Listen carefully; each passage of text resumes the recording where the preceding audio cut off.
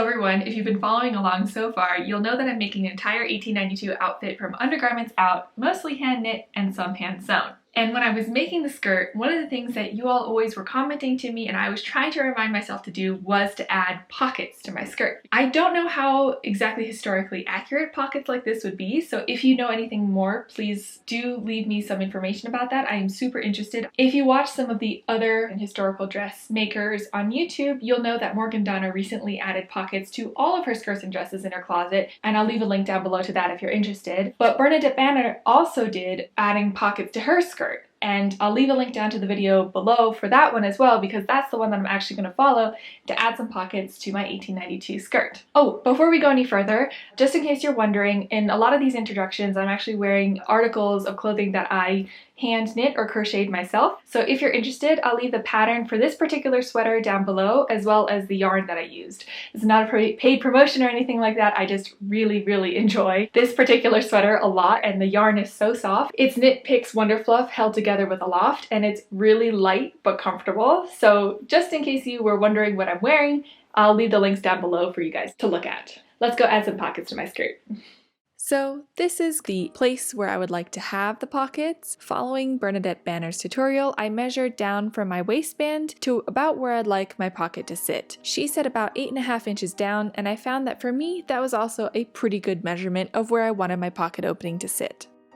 Then it was time to draft my pocket. I began by measuring the width of my hand in order to determine how wide the pocket opening should be, and then tracing around my hand as if it would sit in the pocket to make sure that I had enough room to actually fit my hand, my whole hand, in my pocket.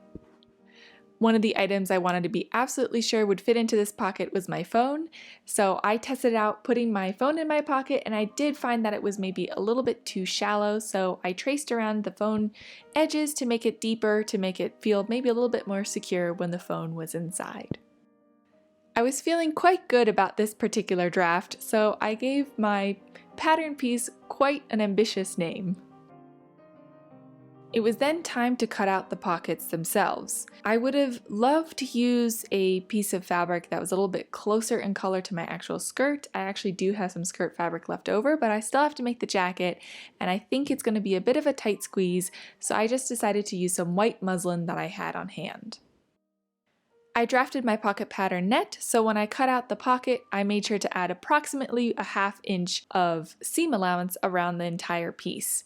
It wasn't exact, but it was close enough, and then I did the whole process again to cut out my second pocket.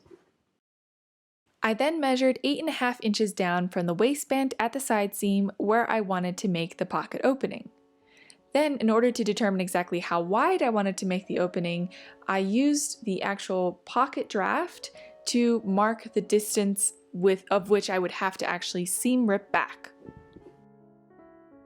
I then turned the skirt inside out and started ripping open the seam between the two marked pins, and then a 1/2 inch on either side in order to allow myself room to sew in the pocket with the seam allowance.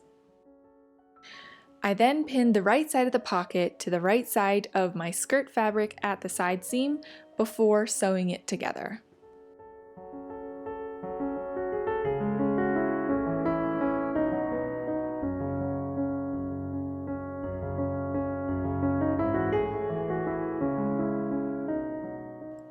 Once both pocket sides were attached to the skirt side seam, I then pinned the pockets to each other and sewed that closed. I made sure to start about a 1/2 inch back on the seam, that bit that I had ripped open before, a little bit past my pin markings, to make sure that the pocket is nice and anchored in place. Of course, I was nearly done sewing my second pocket together when I realized that my lower bobbin had run out of thread.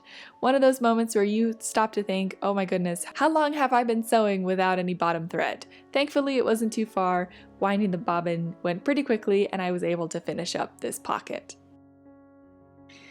Now I was ready to be quite excited by this pocket that I had put in, and you can see here that I am very happily able to fit my phone inside. Please pardon me not buttoning my skirt all the way in the back. However, I will say it was quite a tight fit. I had to struggle to get the phone in and out, as well as really fit my hand in all the way. Of course, I sewed on both pockets before stopping to think and maybe realize that the pocket pattern that I had drafted was not quite roomy enough. So I went back to the drawing board.